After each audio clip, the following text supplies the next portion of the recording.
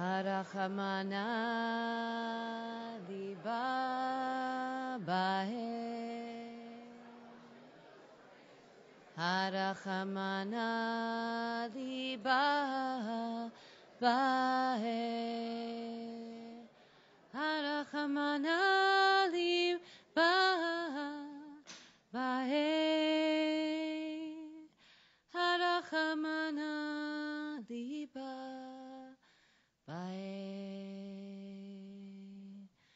Harachamana liba bahe. Harachamana liba bahe. Harachamana liba bahe. Harachamana liba bahe. So, God desires the heart, and this is the sacred hour in which we share our hearts in a particular way. To me, this is always it's like the nectar of Yom Kippur. And it's such a gift for those of you who have agreed to share. It's a hard thing to make yourself vulnerable, and it's a truly precious offering. And so the list of speakers in order will be Larry Kazam, Dorothy Scharf, Mickey Faher, Suzanne Marcus Salamkin, and then Jason Bieferman. And so we'll begin with you, Larry.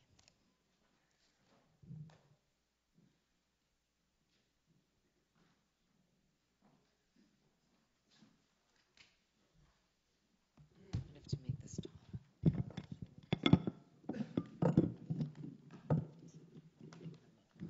You realize how dark it is up here? Yeah. You're a little taller than I am. Yeah, no one noticed. You want to do that? Sure. Thanks. I have to hold it? No, just tighten it with my broken finger. He's too tall. I'm too short.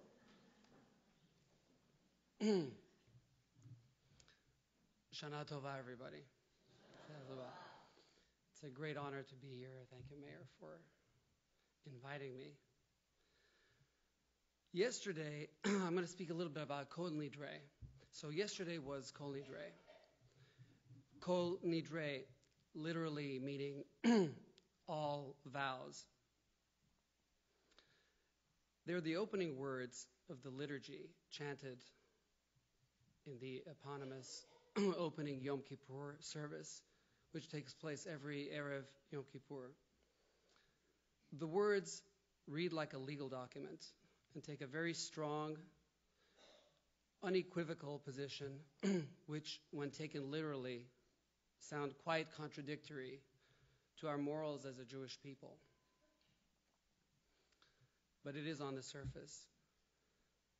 The document reads, Kol Nidre, starts with Kol Nidre, all vows and oaths, all promises, obligations, all renunciations and responses that we make from this Yom Kippur until the next, may it come to us in peace. All of them we retract. May we be absolved of them all, and may we be released from them all, and may they all be null and void. May these vows not be vows, and may these oaths not be oaths, and may these responses not be responses. Basically, don't take us at our word. Wow. Anti-Semites around the world, and Rabbi Meir and I have spoken about this, have had a field day with this one, claiming that this proves how untrustworthy Jews are. And I'm going somewhere with this. I'd like to share with you a story that I hope you'll find interesting. It's a story about survival and of the preservation of Jewish identity. It concerns a branch of Iranian immigrants in our own Jewish community of Great Neck, collectively known as Mashadis, and how their history ties in to these words spoken at Kol Nidre. The story starts in the 1700s in ancient Persia, now Iran. A general in the Persian army by the name of Nadir Khan agreed to become king, or Shah. He was from the Sufi branch of Islam, which was more mystical and less devout, I should say. And he agrees to become king on the condition that Shi'ism does not become the official religion. So he builds a large empire with its capital being Mashhad, which is in northeastern Iran. And at the time when he left, the empire stretched from the Caucasus all the way over to parts of India, modern-day India.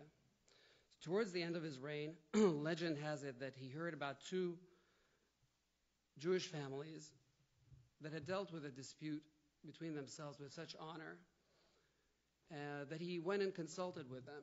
He was so impressed with the outcome that in 1740, he invited 7 Jewish families to move to Mashhad and be in charge of guarding the royal jewels brought from India. His next goal was to turn Mashhad into a commercial center. And he searched around Iran and invited the resettlement of Jews from other parts. And at the end, 40 Jewish families eventually were resettled there, joining the original 7. And they came from all over Iran: Kashan, Isfahan, Hamadan, and all these guys resettled in Mashhad. And it was only after they resettled in Mashhad, and as future history unfolded, that they became known as Mashhadis, which literally means people from Mashhad. So the king dies in 1747, only a few years after encouraging this migration. And the Jews continued to live in relative peace, albeit in ghetto-like neighborhoods. They lived there for 90 years, well into the 1800s. And by this time, the original 47 families grew into a community of about 1,500 people. That peace suddenly came to an end in the year 1839, so 90 years after the initial 47 families moved in. It was a couple of days before Passover, and there was a false accusation made that a Jew killed a Muslim, a little Muslim boy, and used his blood to make matzah. I think we've all heard these before. I'm sorry, can you hear me back there? No, I apologize. This microphone's too short.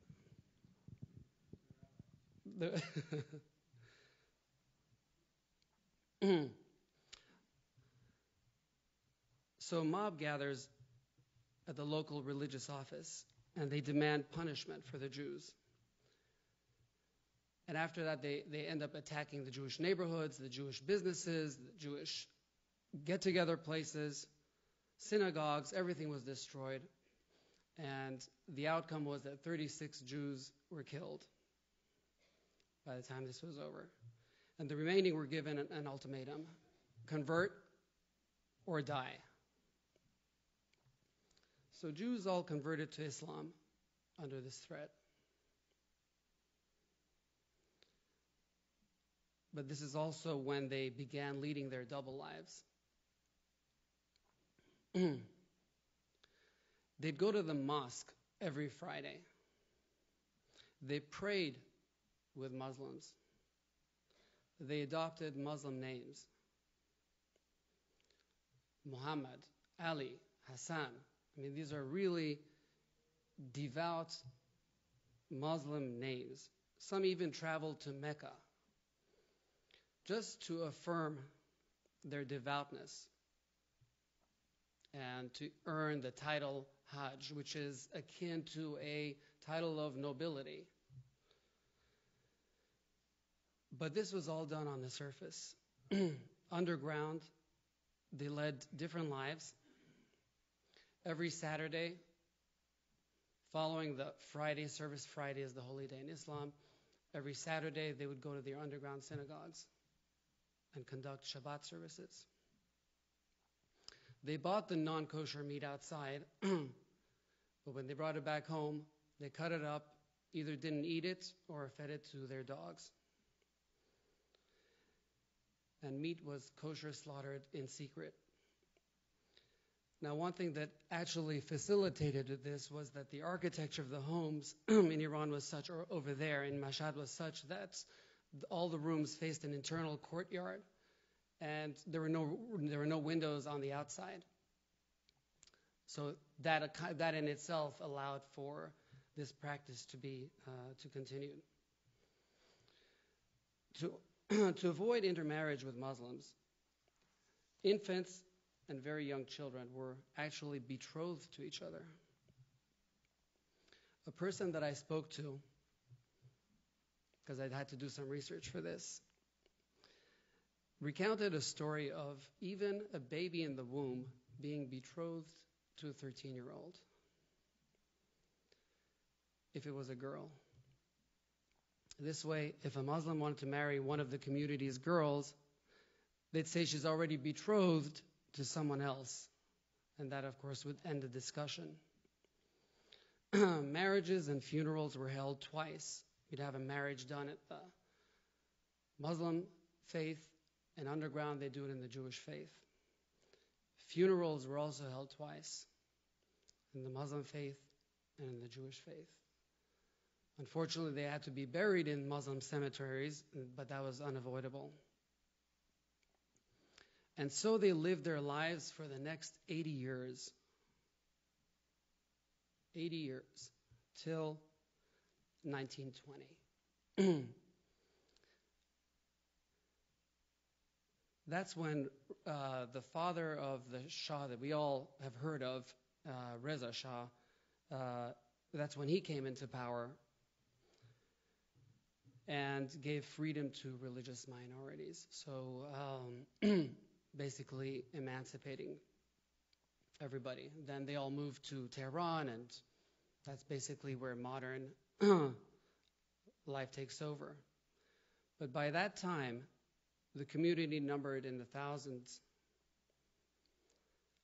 Today, nearly 100 years later, the Mashhadi population numbers 20,000 around the world. And they're all descendants of the original 47 families. 47 families that moved and were transplanted to Mashhad. This is a remarkable story of survival and of maintaining faith and community against all odds. It also echoes a similar story that all of us hear. We're all familiar with different stories like this, and Spanish Inquisition, 1400s. But circling back to the words of Kol Nidre, and in the context of this story, it applies to promises made under duress. It's an appeal to God to absolve us from all actions to take place over the coming year, which in the case of our story, the story that I just recounted, that were taken under duress. Let these actions not comprise a promise. Let them not be oaths, and let them be null and void.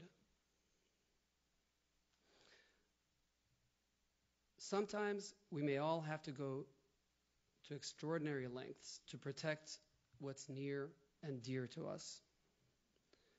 In this case, it's a simple issue of survival. And it's very personal in the sense that the Mashhadis are part of our existing community in Great Neck.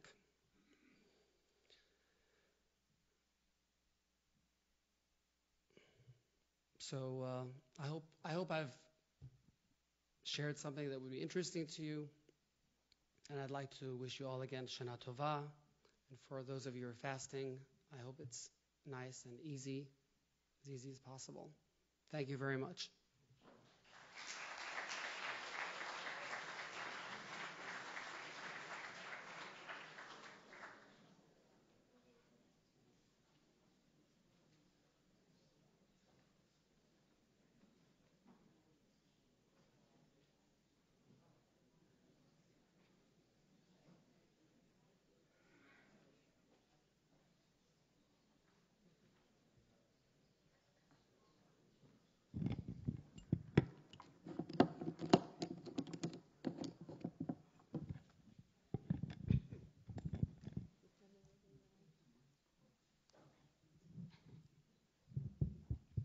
Shona Tova, everybody. Can you all hear me? Okay. My name's Dorothy Scharf, and I'm Rabbi Tara's invitation to share some of chunks of my life with you is an honor. Hold everything, folks. Okay. The experience has been trying to figure out what I'm going to share with you all. It's been like boiling the ocean. The agony and ecstasy of living. I've spent a lifetime trying to keep people in my life, people I love, alive, most of whom are now a bevy of ghosts. I continue the same misbegotten effort and keep them alive in my heart. My journey continues to be filled with determination and a conscious effort to keep on trucking. There's so much written and shared. Thanks. There's so much written and shared about the phenomenon of aging. But to experience it, the process is shocking. Old happens to other people, but not me. Livingness is full of mystery, like a Chinese box, keeps on unfolding.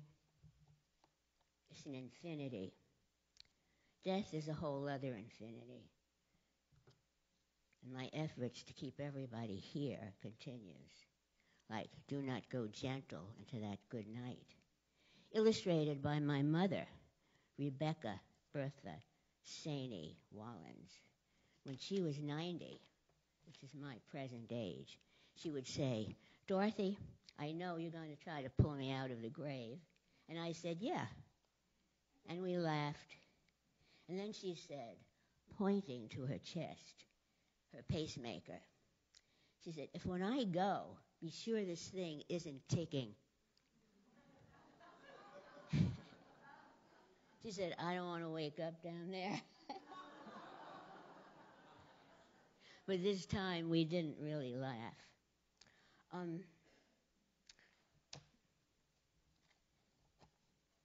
My trip has been good. Jack and I have been married for 67 years. We've grown up together. We're good friends. Our son, Jonathan, who is not here today, the three of us, we share, and we really, truly like each other. Temple Beth-El has been a part of our life since 1970, an organic entity that has embraced us, Rabbi Meir, Tara, Ellie, Cantor, Vad, and absolutely, certainly, Rabbi Davidson. It was a gift of gifts. Jack and I have lived and were nurtured by our work life. I was a children's librarian, children's and young adult librarian, storyteller, sometime actor, theater arts teacher, an exciting profession filled with remarkable, creative children and adults. Jack's an engineer, an IBMer, a humanist with a remarkable consuming interest in history and Torah, and now retirement, which is good and full. I visited with an old friend. We've known each other all our lives. We were newlyweds together. Her husband passed. How do you do this? I asked Shoshana. It's unthinkable, losing someone you love. I told him, she said. I said, think of ourselves as immortal, that we have a horizon. It's wide open. Nothing ends. This has been an extraordinary moment for me. Eureka. They were absolutely extraordinary words that I took to my heart and keep forever. And yet, each time I see Hamlet, I think maybe this time he won't die. And Lear won't howl on the moor. And Cordelia will live. A character in a play by Paddy Chayefsky was asked, "What's life?" And she said, "What's life? You live. That's it. That's life." So I believe in horizons and harvesting every moment. L'shona tova.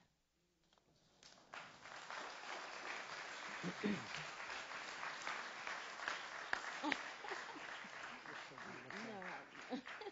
You make me cry, man. Oh, fine. You got my CD?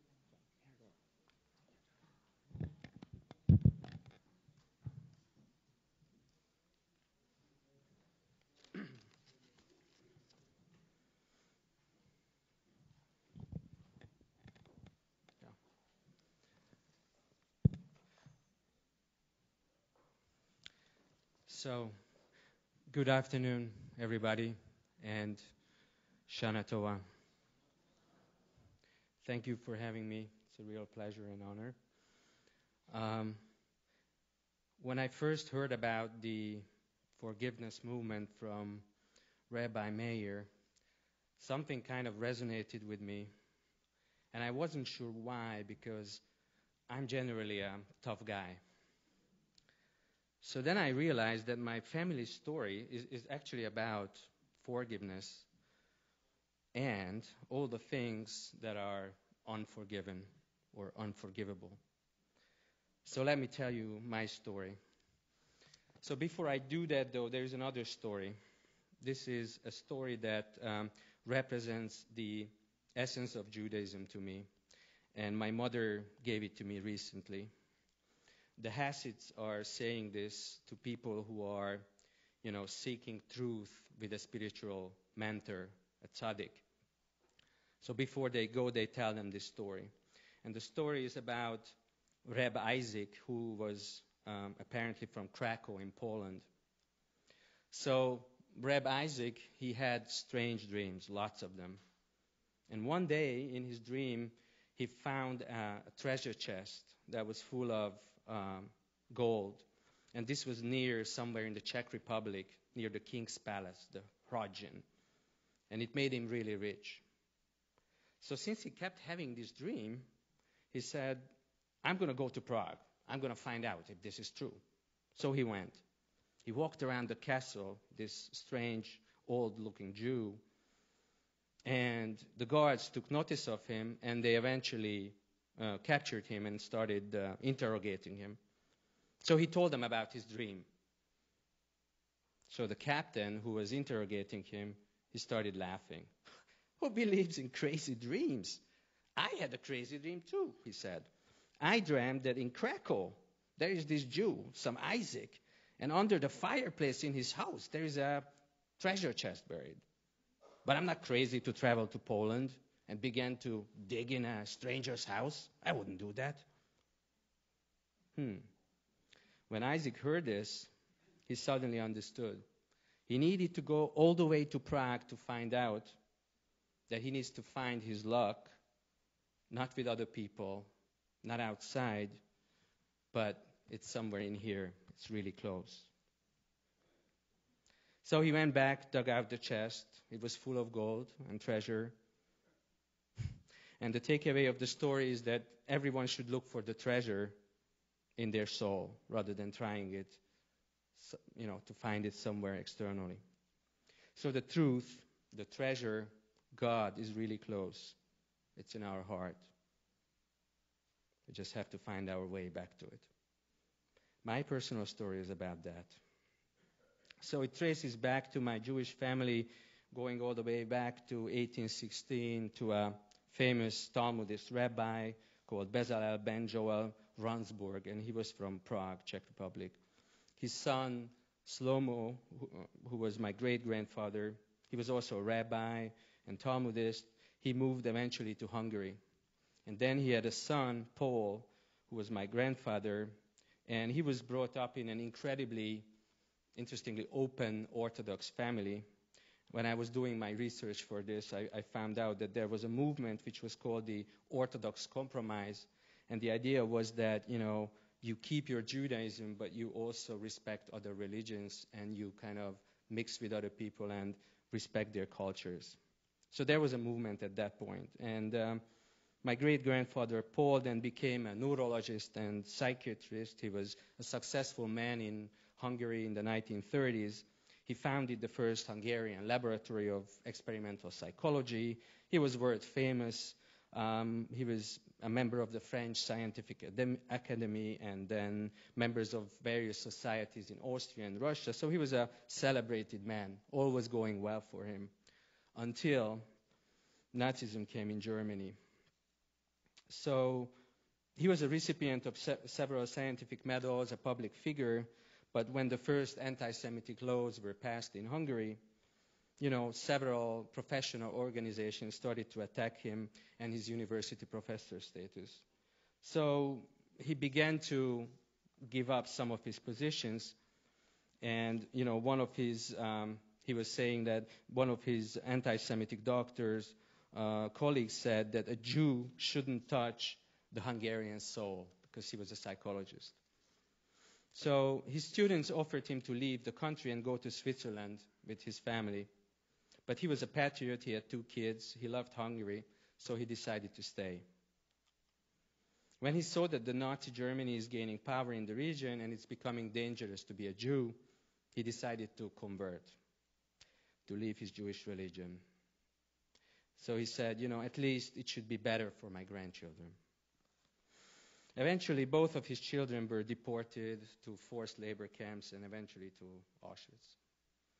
The Nazis did not accept conversion as an exception. They considered that anybody who had Jewish parents a Jew. So my grandfather, Paul's son, died in the labor camp. His brother survived. He left the country and became an atheist. It was kind of the end of the Judaism in my family. One side of the family were not able to deal with the idea of God letting the Jews to be exterminated in such numbers. They could not forgive God for what has happened. Others became simply uninterested. Paradoxically, some family members, like my mother, she became truly Catholic. It is hard to explain how that happened and what happened to me. I was raised as a Catholic, so I actually attended temple and religious school for several years. However, my mother never made a secret about our Jewish sources and heritage. Initially, she told me that my grandfather's baptizing had nothing to do with the Nazis. It was just a coincidence. I could never believe that. I began to research our past and became more and more interested in our heritage. I attended Hebrew religious school. I began to connect the dots. And when I did, I could not forgive my grandfather for converting.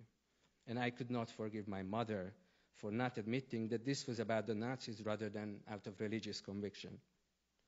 So several years later, in my teen years, I actually met a friend who was Jewish. His name is Robert Fire. He lives here in Great Neck. And by the way, he's one of the reasons I'm here and I found Temple Beth-El. So I'm forever grateful to him. At some point, I basically realized that Hitler and Nazism has penetrated my family and has changed our history completely. Not only by, exterminating several members of my family, but also imposing a trauma that reaches through several generations. The so-called Holocaust syndrome was very present in my family. It was present in the lack of, sticking together, how different parts of the family couldn't forgive one another. It was part of how my mother would raise me and tell me to lower your voice. They might hear it. She could not forget, the war times. So when my mother left my mother when I was 18, they divorced. My mother annullated their marriage and she became a nun. She lives in a monastery today. I couldn't forgive the Nazis for what they did to us, and I found it hard to forgive my mother for living as a Catholic. my story was different from hers. I basically decided to return to Judaism at some point when I was 18. I did not know what that meant, so it was more like an inner imperative, very deep within me, like an invisible force that I had to follow. I went to see a rabbi in Hungary to convert. He sent me away twice, and I unfortunately didn't do my research. I didn't know that that was part of the story. So I got very upset, this guy. And after graduating high school, I said, okay, so I'm going to go to Israel. So I decided to make Aliyah, move to Israel, became an Israeli citizen, and lived there for 2 years. I was very unprepared at the time, like the time when I went to the rabbi. And this time I just went to a different country. So I couldn't forgive myself again because, I didn't stay in Israel. So it took me years to digest why I left. But eventually things started to fall together, and I was beginning to connecting the dots. I found my wife, and I had 2 wonderful boys who are here today. And I became a successful businessman, and many years later, I found my vocation as a coach, and I found and trainer, and I found my higher purpose in life, which is actually to help other people to find meaning in their lives so that they can have more joy and freedom. So through many years of self-reflection, I was able to forgive myself for not staying in Israel. I was able to have more compassion for my mother and her Christian identity. I was grateful for her to be proud of her Jewish heritage and at least sharing it with me. Throughout the years, I had many years with her about my Jewish journey, and she was always very supportive. And only this summer she told me and my 2 sons that at some point in her life she actually wanted to become a rabbi. She would have been the first female rabbi of Hungary. And unfortunately, because of the Holocaust syndrome, she never learned the language. She's a celebrated, child psychologist with 2 university degrees, but she convinced herself that she couldn't learn the language. She took out German in university, and whenever she heard the German word, she would think of the Holocaust. So she could not learn German, and then made an unconscious decision never to learn any language. So I saw our family struggle and experienced how the trauma of my mother influenced her life, and she gave up her dream. And I decided I'm going to set the course of history right for our family. I decided that Hitler will not have a lasting legacy, and our Jewish destiny, will not be changed. I decided that one day I will be proud of being a Jew, and this day has come. I'm standing here in front of you, and I am capable to forgive, perhaps, to what happened to my family now, as I am becoming truly who I want to be. I realize that I have a lot of anger and sorrow. It's unforgiven what happened. But I also realize that I am much more than my anger and my sorrow. And as I become who I truly want to be, my anger slowly transforms into more compassion and forgiveness. I'm honored to be here today, and thank you for listening to this story.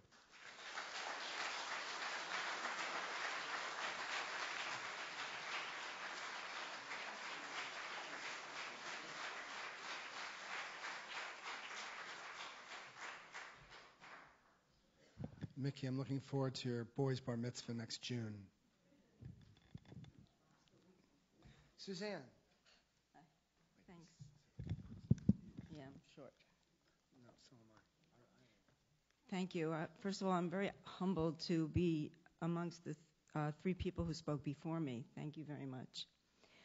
So my name is Suzanne Marcus Salamkin, and I was 16 or 17 years old in a suburb of Paris, desperately needed a haircut. My French still wasn't great, but I could get by well enough. However, the French needed for a hair salon was not in my linguistic repertoire just yet.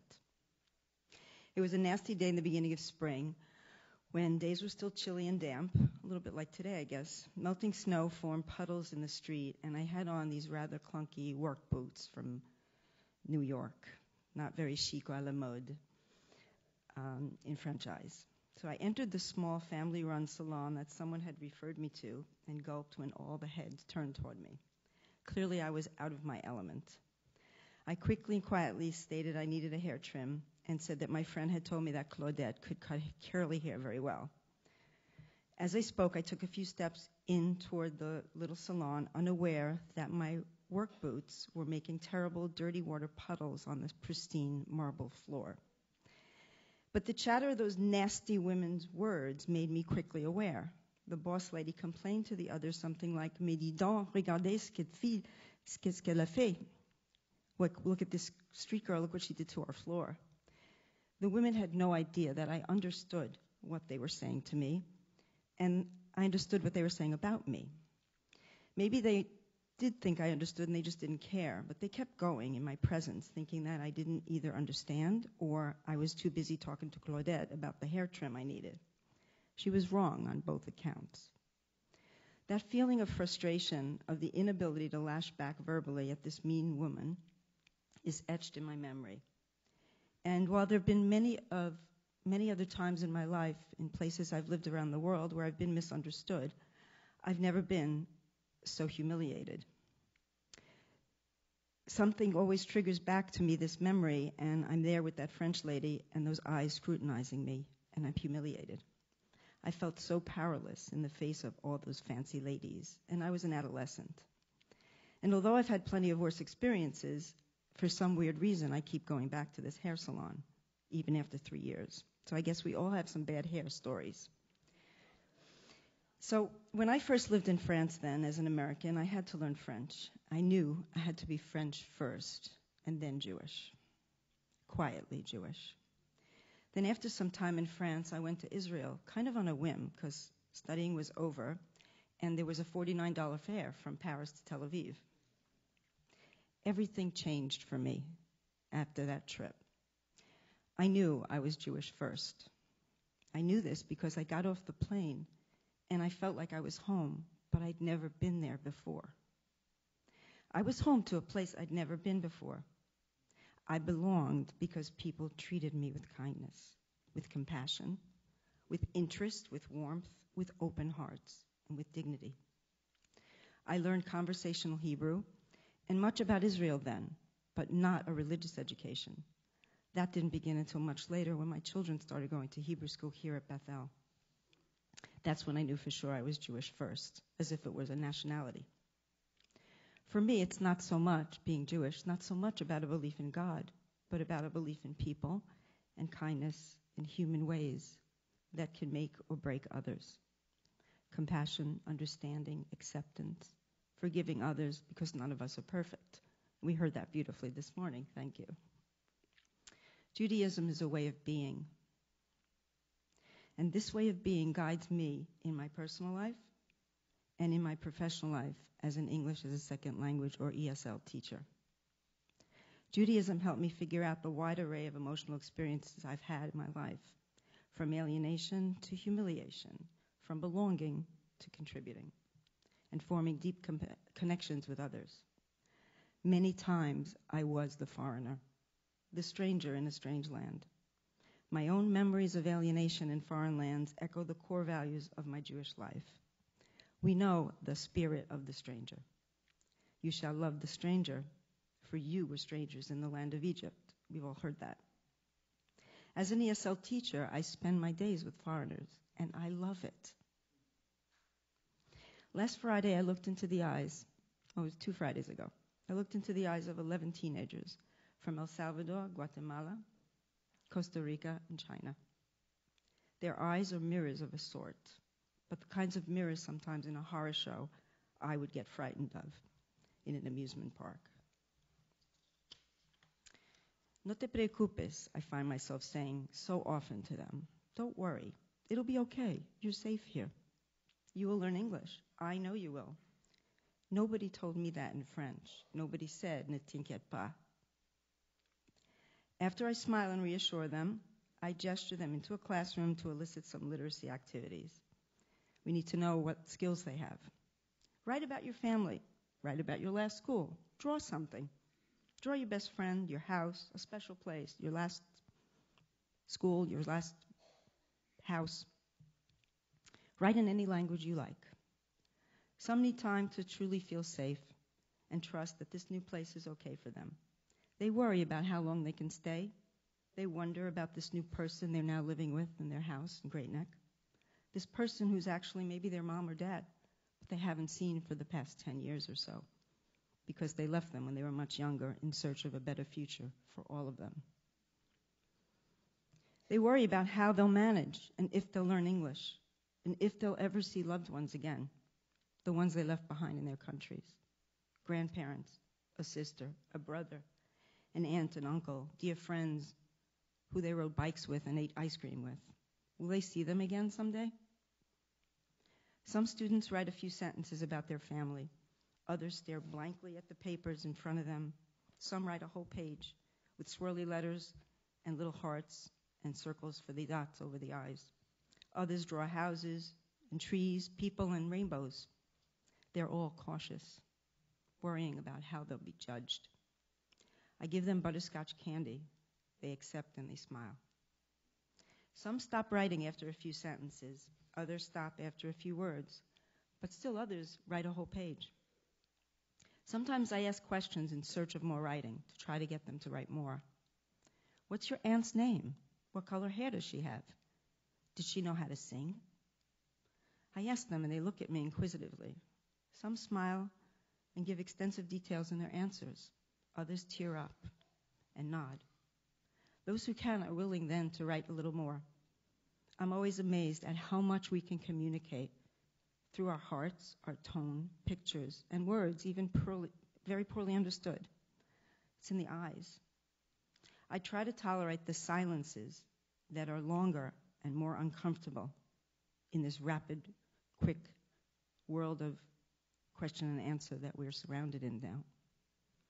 I see glimmers of hope as my interaction with these young people increases. Physically, their growing bodies relax, their shoulders come down away from their ears. I take out some goodies I have. Memo pads, small colored binders, neon colored markers. Learning in this setting represents a new life for those who haven't yet really begun to live. It's hope. No te preocupes. It'll be okay. And I really, really hope it will be. I hope they remember these words. And I think maybe they do. I think this because I've been to many former students' graduations, weddings, even first birthday parties and baptisms.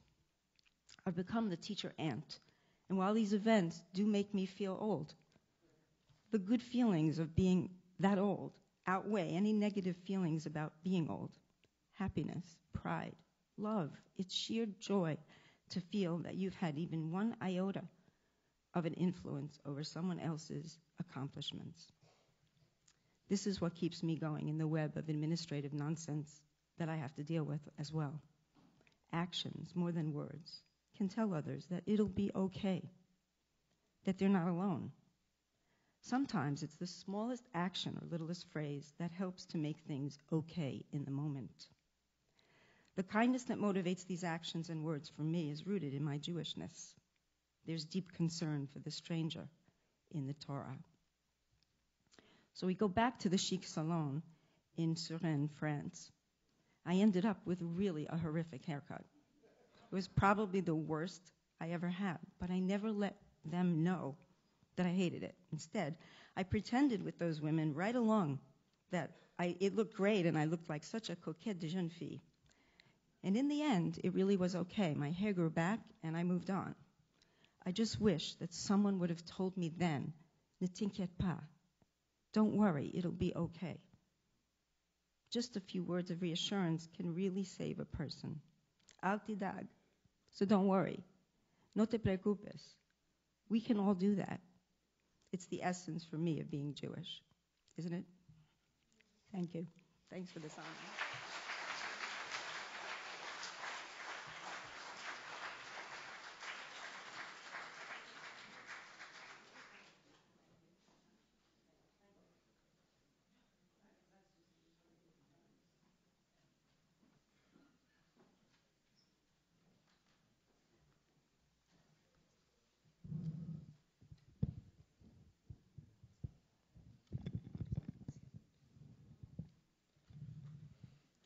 Shana Tova.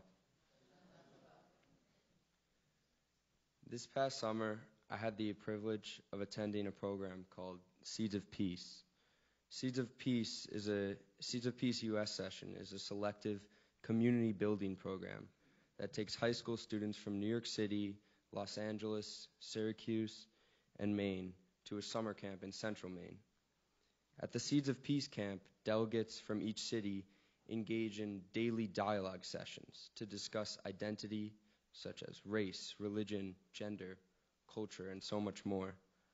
And in those dialogue sessions, we begin to unpack the systemic issues of power, privilege, and oppression. At Seeds of Peace, I ate, slept, and learned to live with people from radically different backgrounds than mine. I slept in the same cabin and soon began to love people like my friend Ryan, who lived and went to a charter school in Harlem, or Abdullah, who was born in Iraq but moved here at the age of 8 and is now living as an immigrant in Maine, or TJ, who was a white person from rural Maine who'd never even met anyone Jewish before. Seeds of Peace was able to create this environment of harmonious diversity where we could engage in political dialogue on why we're different and what our identity means to us. And it was all with the core theme of understanding he or she who is different than you. In these dialogue sessions with my newfound peers, I learned to share my story of who I am in order to foster a better discussion of what all of our differences can mean as a whole. I learned what it means to be different, and I learned what I represent as an individual in the scheme of the world. When I reflect upon Seeds of Peace, my brain is flooded with so many powerful memories. One memory I have is of my good friend Hussein and what he taught me, and how this strengthened my own connection to Judaism.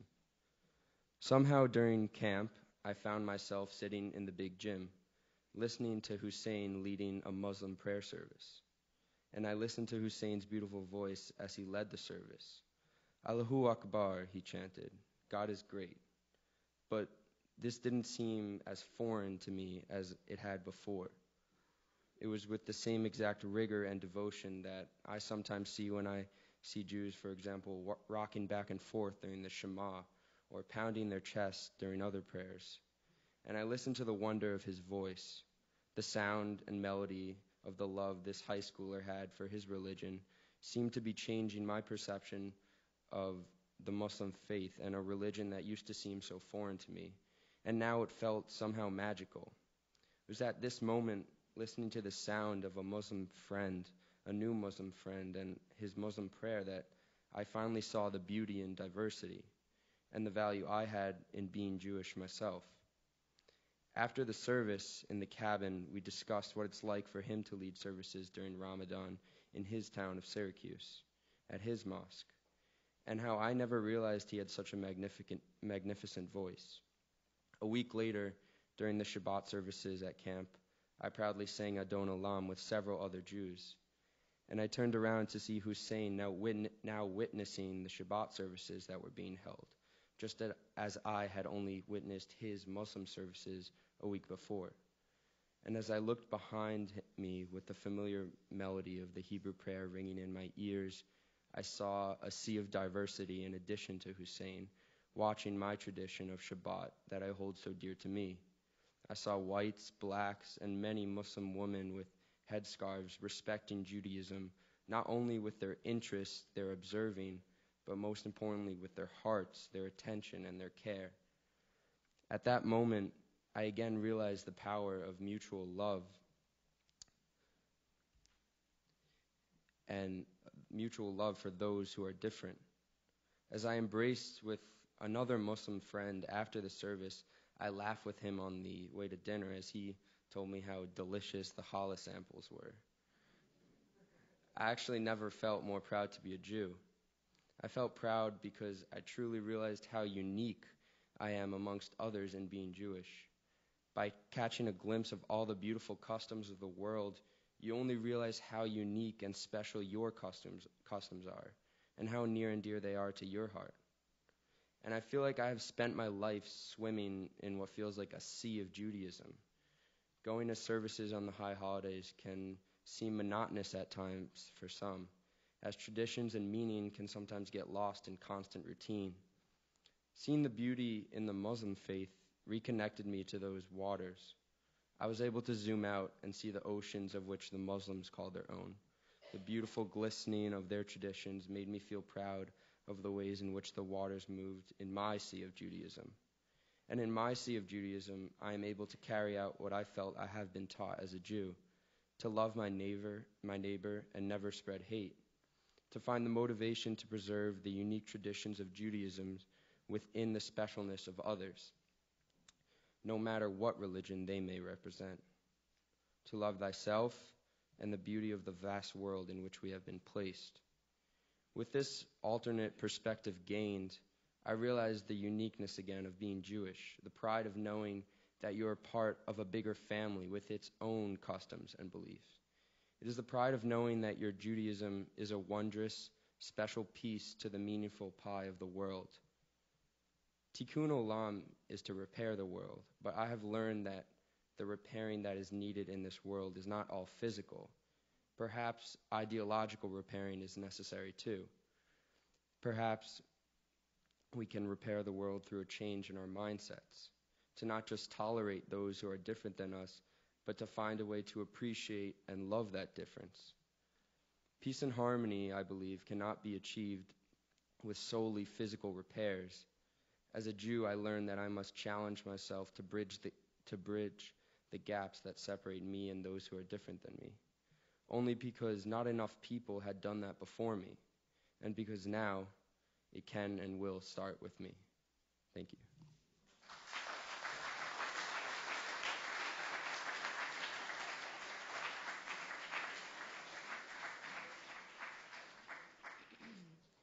Rachamana liba bae, Rachamana liba bae, Rachamana liba bae, Rachamana liba bae.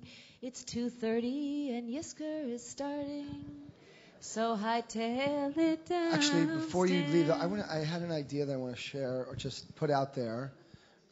Yizkor will start at 2:37. Actually, we didn't say that in the ticket, but that's the plan. Maybe this might not be a good idea, but I'm going to say it anyway. You know, it's so incredible to hear your stories, each of you, Jason, Mickey, Larry, Dorothy, my mom's name, Suzanne. It's so amazing to hear your stories. And it occurs to me, like, there's probably 100 or 300. If there's 100 people in here, there's probably 200 people in here. There's probably 350 great stories. We always have this sort of confusing way. How do we find people who want to share their stories? If it occurs to you, you know what, I have a short story to share, don't hesitate to be in touch with us. Okay? Did Tara leave? Oh my God. All right. Rachamana. That's her way of telling me it's time to be quiet.